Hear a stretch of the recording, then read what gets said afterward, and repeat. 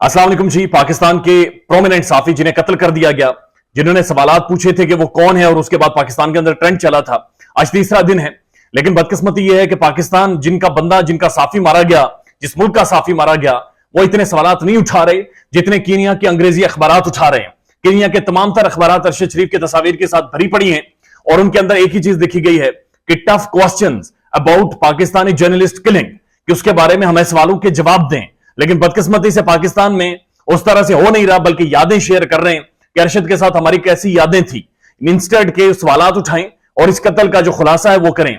उसके साथ साथ आपको बता दें कि गुज़श्ता रात, चूंकि हम एयरपोर्ट पर भी मौजूद थे, तो जब मरियम नवाज ने ट्वीट किया और एक जहरीला ट्वीट किया और अरशद साहब की मैयत का मजाक उड़ाया, उसके बाद जो अरशद साहब की फैमिली थी उन्होंने मना कर दिया राना सनाउल्लाह साहब को, वजारत दाखिला को, कि वो बॉडी को जाकर रिसीव ना करें। और उसके बाद जितना बड़ा क्राउड मौजूद था एयरपोर्ट के बाहर, बहुत मुश्किल था कि वफाकी हुकूमत का और उस ट्वीट के बाद कोई भी शख्स जाता, वहां पर जाकर रिसीव करता, और इतने ज्यादा नारे और इतना ज्यादा लोगों का जज्बा था, बहुत मुश्किल था। तो लिहाजा कुछ एक साफियों की या लोगों की लिस्ट दी गई जिन्हें अलाउ किया गया कि वो जाकर वहां से लाश को रिसीव करें।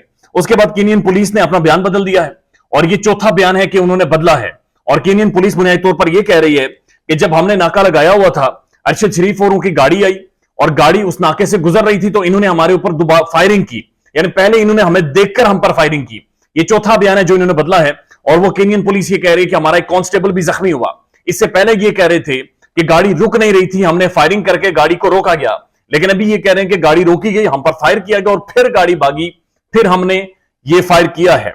उसके बाद अरशद शरीफ साहब की जो अहलिया हैं, जवारिया सिद्दीक साहिबा, उन्होंने कहा है कि मुझे कीनिया के साफियों ने बताया है कि अरशद शरीफ को कत्ल कर दिया गया है, यानी बेसिकली ये एक प्लांटेड असैसिनेशन थी।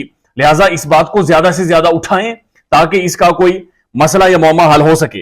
राना सनाउल्लाह साहब कह रहे हैं कि हमने 3 रुकनी कमेटी बना दी है, तहकीकाती कमेटी, और अब यह भी देखना होगा कि जो सोना स्मगल किया जाता है उससे कहीं ताल्लुक तो नहीं है अरशद शरीफ का।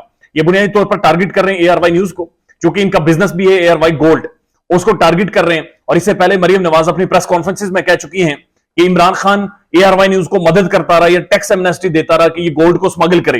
तो अब उस चीज को भी जोड़ने की कोशिश की जा रही है। और राना साहब कह रहे हैं 3 रुकनी टीम जाएगी बाकायदा कीनिया में और जाकर इस चीज की भी तहकीकात करेगी। लेकिन उससे भी ज्यादा इंपॉर्टेंट बात जो अंग्रेजी अखबारात है कीनिया के, चाहे द नेशन हो, चाहे द स्टैंडर्ड हो, या मुख्तलिफ जो अंग्रेजी अखबारात हैं या कीनिया के साफी हैं, कुछ को मैंने खुद इंटरव्यू भी किया है अपने इदारे के लिए, उनके बेशुमार सवालात हैं जो मंजरेआम पर आ रहे हैं।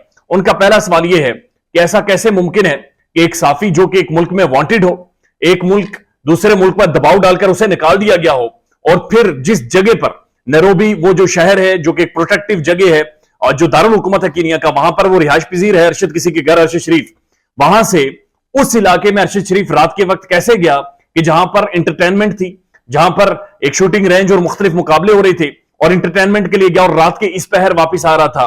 तो वो कौन था जो अरशद शरीफ को कायल करके उस सारी जगह पर लेकर गया।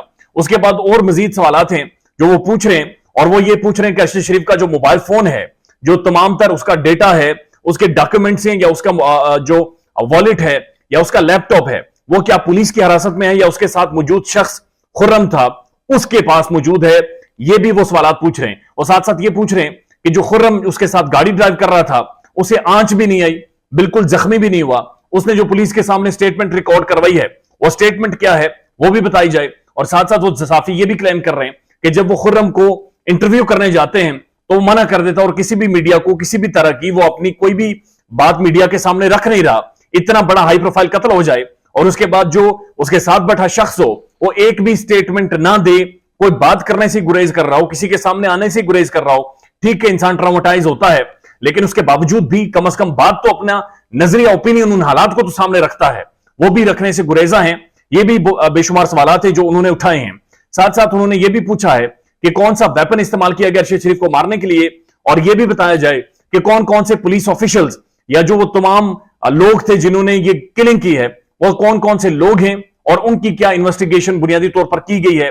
और साथ ये भी बताया जाए कि क्या अरशद शरीफ को जब वो कीनिया के अंदर मौजूद था तो उसे फॉलो किया जा रहा था या नहीं किया जा रहा था, जिसके घर में अरशद शरीफ रिहाइश पजीर था उसके साथ अरशद का क्या ताल्लुक था, और जो भी ताल्लुक था उसके हवाले से क्या कीनियन गवर्नमेंट को या वहां के ऑफिशियल्स या लोकल अथॉरिटीज को पता था या नहीं पता था।